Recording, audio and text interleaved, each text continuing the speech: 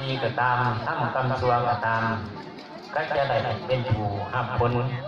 ของกรรมนั้นอาจารย์จังสันเฮาทุกคนพอออกแม่ออกเอามาในมื้อนี้ถึงว่าสิหนาวก็ตามสิร้อนก็ยาว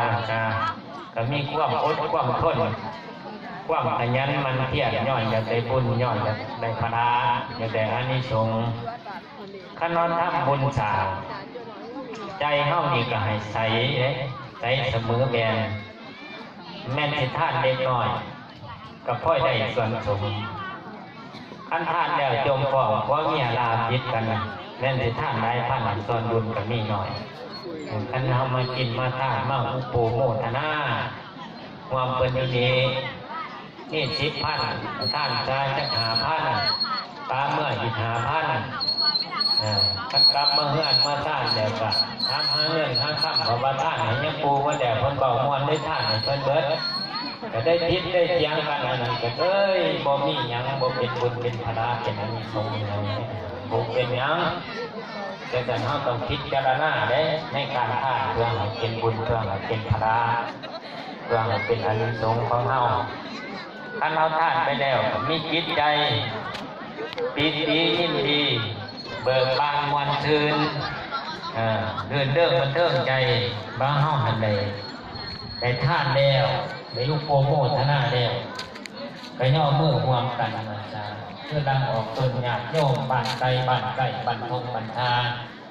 เห็นมาหน้าได้ตามาได้บ้านมาได้เมืองเป็นต้นเป็นแม่นบ้านจากภาคจากพระธาตุที่ทั้งบ้านหน้าบ้านอันนี้ก็แม่นออกตนญาติโยมขนาดการพวกข้อทั้งยิ่งทั้งสร้างทั้งเผาทั้งแก่แค่มือนั่นหอดมือนี่ก็ถือว่าโมย่อมพอย่อมพอเยอะเพิ่มสีร่มก็ไม่นอนกลางร่ม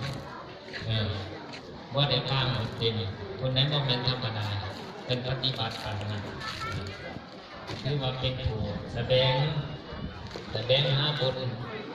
แสดงหากุศลแสดงหาพระแสดงหาอานิสงส์ทำมาบุญจริงไหนกันไหนถ้าเราเห็นไปนี่มันดีอกดีใจซื่นอกซื่นใจอันนั้นทุกเอิญมาบุญ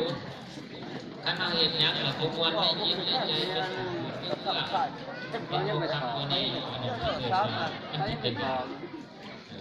มาบุญนี่ทุกความดีมันดีอกดีใจเราเนี่ยกินอย่างข้าวเห็นมาใส่บาตรอยากน้ำม้วนเชิญอันนี้เป็นบุญเป็นรอย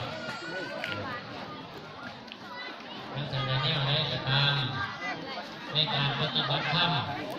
ในมือนี้ที่เราเป็นหนึ่งสุดท้ายท่านอาตมาเองได้นั่งสมาธิสงฆ์อยู่ในเมืองนี้ขอพิจการปฏิบัติธรรม